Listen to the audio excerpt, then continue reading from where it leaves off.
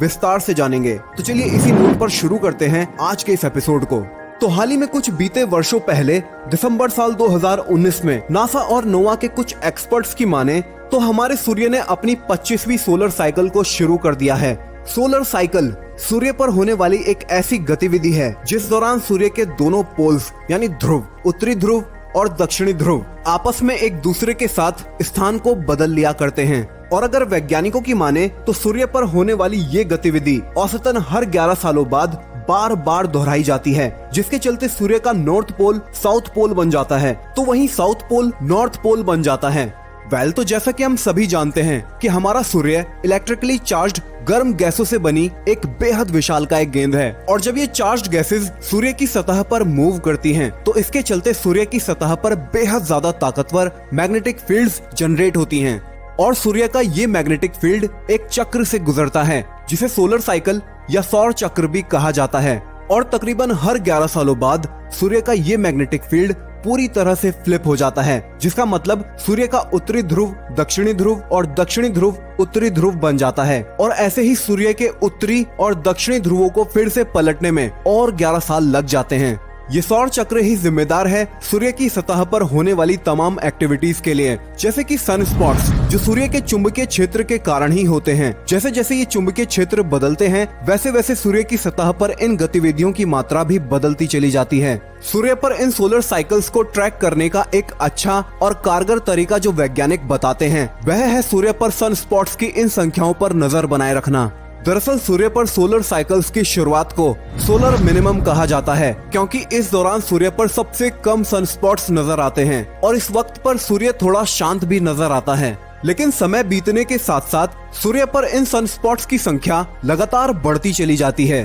और जब solar cycle अपने 11 वर्षों के पीरियड के दौरान मध्य तक पहुंचती है तब इसे कहा जाता है सोलर मैक्सिमम। इस दौरान सूर्य की सतह पर सबसे ज्यादा सन स्पॉट्स को स्पॉट किया जाता है और इसी तरह 11 वर्षों के इस पीरियड में अंत तक आते आते सूर्य पर इन सन स्पॉट्स की संख्या एक बार फिर से घटती चली जाती है, जिसके चलते ये वापस से सोलर मिनिमम फेज में चला जाता है और फिर से एक नई सोलर साइकिल शुरू होती है। और इसी तरह यह प्रोसेस सूर्य पर औसतन हर 11 वर्षों के पीरियड में निरंतर चलती रहती है। इन्हीं सोलर साइकिल्स के चलते हमें सूर्य पर जायंट इरप्शंस जैसे सोलर फ्लेयर्स और कोरोनल मैस इजेक्शंस देखने को मिलते हैं, जो इस सोलर साइकिल के दौरान समय के साथ साथ घटते और बढ़ते चले जाते हैं। इन्हीं इरप्शंस के चलते सूर्य निरंतर बेहद ताकतवर इन ऊर्जा धमाकों के चलते अपने मटेरियल को स्पेस तक पहुंचाता रहता है। सूर्य पर होती ये गतिविधियां अपना प्रभाव यहाँ पृथ्वी तक भी छोड़ती हैं, जैसे कि ये इरप्शंस पृथ्वी पर रात के आसमान में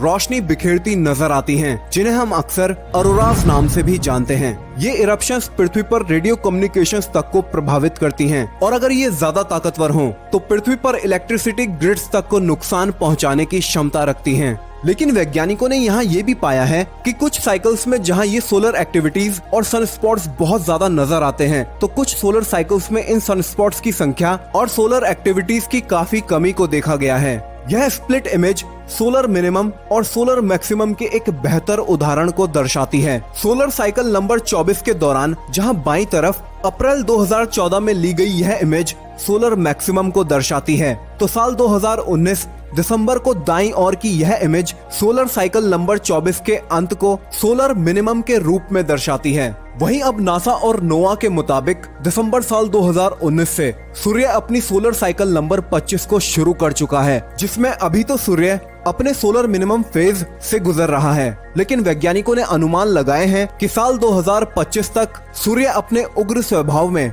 वापस पहुंच जाएगा, यानी सोलर मैक्सिमम फेज में। और अनुमानों के मुताबिक जुलाई 2025 के आसपास हमें सूर्य पर पीक सन स्पॉट्स देखने को मिल सकते हैं। इन सन स्पॉट्स की यह संख्या 115 के आसपास तक पहुंच जाएगी, जो लगभग सिमिलर सी है सोलर साइकिल नंबर 24 के, जिसमें सन स्पॉट्स की यह पीक संख्या 114 के करीब थी। लेकिन भौतिकज्ञ स्कॉट मैकिन्टोश और उनके सहकर्मी इन सोलर साइकिल्स को लेकर अलग ही विचार रखते हैं। साल 2014 में इन्होंने और इनके कलीग्स ने एक पेपर को पब्लिश्ड किया, जिसमें उन्होंने सूर्य की 22 सालों की पूर्ण साइकिल की ऑब्जर्वेशंस को डिस्क्राइब किया हुआ था, जो आगे चलकर फुल सोलर साइकिल कंसिडर्ड की गई, जिसमें सूर्य के ये पोल्स 11 + 11 सालों की साइकिल्स के बाद वापस अपनी पुरानी स्थिति में आ जाते हैं। मैकिन्टोश ने अपनी ऑब्जर्वेशंस में कुछ अजीब सा ही नोटिस किया। उन्होंने देखा कि सूर्य पर नजर आती बेहद ज्यादा झिलमिलाती अल्ट्रा वायलेट रोशनी, जिन्हें कोरोनल ब्राइट पॉइंट्स कहा जाता है,